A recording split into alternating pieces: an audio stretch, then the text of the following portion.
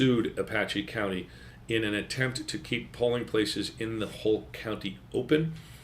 This is a county-wide issue, not just an issue on the Navajo Nation, but that lawsuit we expect will have some resolution before 7 p.m., which is the time by statute that all of the polling places in Arizona should close.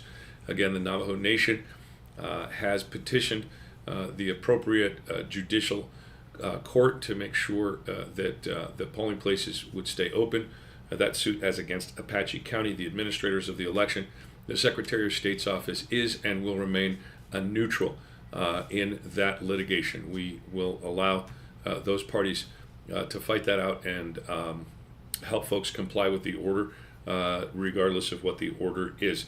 Last but not least, we want to reiterate for our voters that audio video recordings, including photographs inside of the 75-foot line, are not allowed. It would violate the Arizona statute if voters do take audio or video recordings inside of polling places.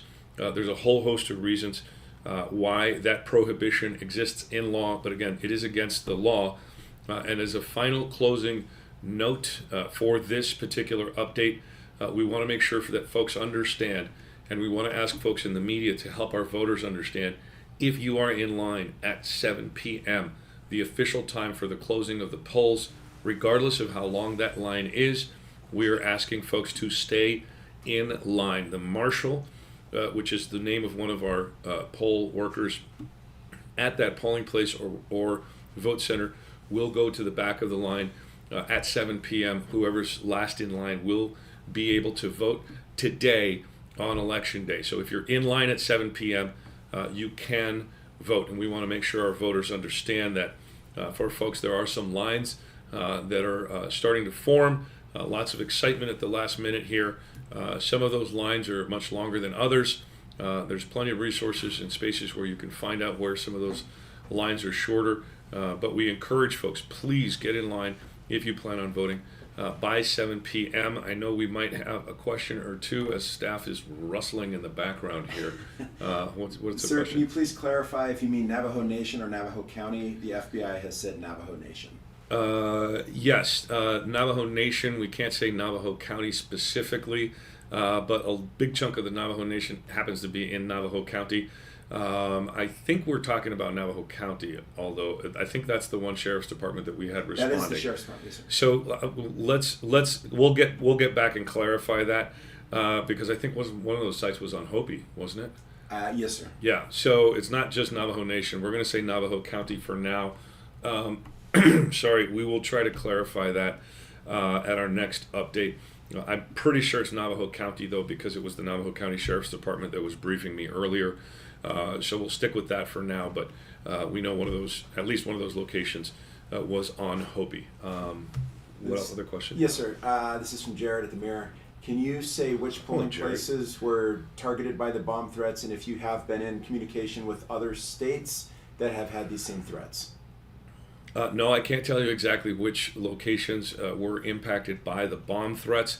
I have had passing contact with some of the other states, but nothing substantive, not like checking in or anything like that. I do speak with my colleagues across the country pretty regularly, and we all are working very closely with our federal and our state partners in our respective states to make sure that folks are safe and that we're reacting appropriately to these threats. Was there another question? Yeah, one more, sir. Did any of the polling sites that faced bomb threats shut down or turn voters away as a result of these threats? I understand that at least one of the polling sites did shut down momentarily, but it was a really brief moment. It literally wasn't any space for them to turn away voters. That's my understanding. I will make sure that we get a lot more of those details and clarification on this by the time we get to our next briefing. I anticipate that will be, I'm going to say within 3 hours from now, so before the 9 o'clock hour. Can we do another briefing before 9 p.m. to clarify some of this stuff? If you have the time, we can make it happen, sir. Well, it's going to be a busy evening, folks, and we really appreciate there's a lot of folks that want some information on this. Let us chase some of this stuff down, and if we don't give you a briefing here via this methodology, then we'll make sure to get something in writing to clarify these particular questions that have come in this evening. Do we have anything last before we? Not that you're wrap? going to be able to answer, sir. So I think we're good for now. Not that I can answer? Yes, sir. How do you know? Because you've already addressed it. Okay, well, very well then. Thank you very much, everybody. We're going to try to keep everyone as informed as possible. And one more time for all of the voters out there, if you are in line by 7 p.m., you will be able to vote. So please, if you're in line by 7 p.m., regardless of how long the line is, we want to make sure that your voice is heard. So please stay in line and vote. Thank you very much, everybody.